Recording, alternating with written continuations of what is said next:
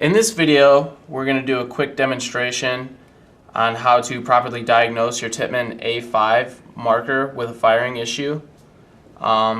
These firing issues may include anything from the marker not wanting to recock after the trigger's being pulled, the marker shooting full auto, or skipping shots. I'm first going to go ahead and start off by removing the push pins. And we'll kind of go to the grip frame first just to kind of show you some things to look for whenever this is happening.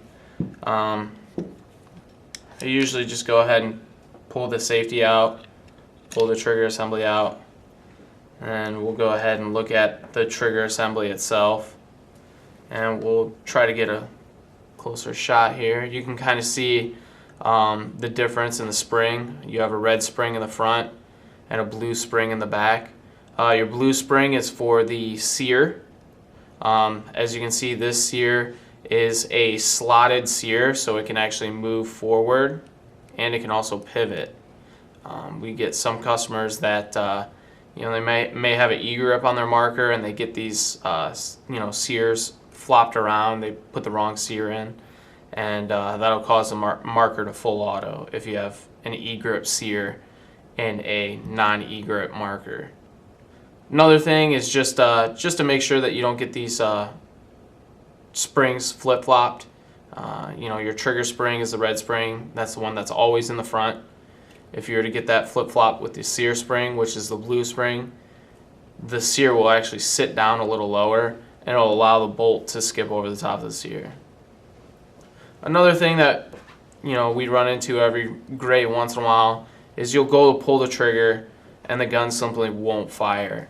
And usually what will cause that is the trigger slider isn't engaging the sear correctly. The sear goes right over top of the slider, and that's actually what makes the sear tip. Sometimes you'll get a small burr, or maybe this slider just isn't tall enough, or it's too tall, I mean. And what will happen is it won't allow that sear to clear the top side of the trigger. And what you can do is just take a file and just make a couple passes over the top, and that should allow the sear to clear over top of the trigger return slide. And that's pretty much it for the trigger assembly. We'll kind of move on to the next section here. We will remove our tombstone and our push pin for our end cap.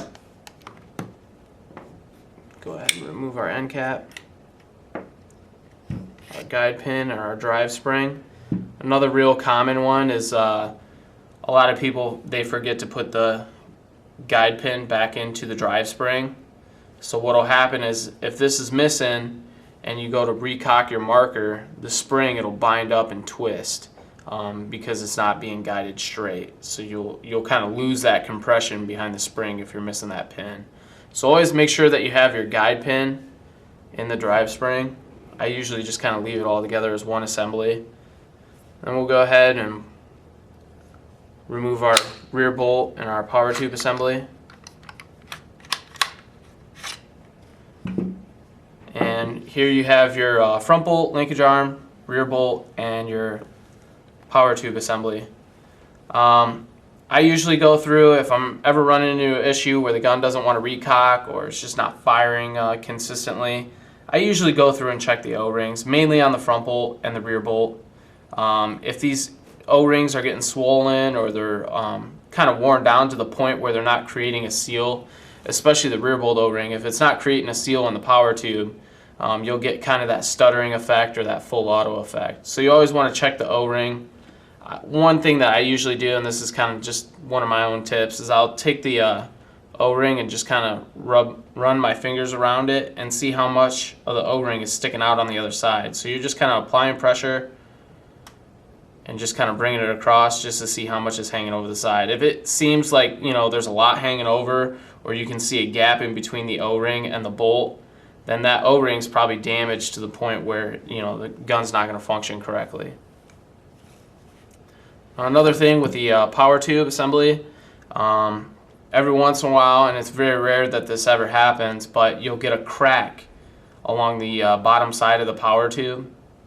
And that crack will also cause the gun to malfunction. It just won't fire correctly.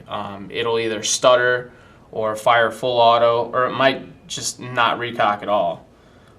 So always check your power tube. Make sure that you don't have any cracks in that power tube. One of the biggest things that we run into is, definitely maintenance, the maintenance aspect of the markers. I mean, you have to keep the marker clean at all times.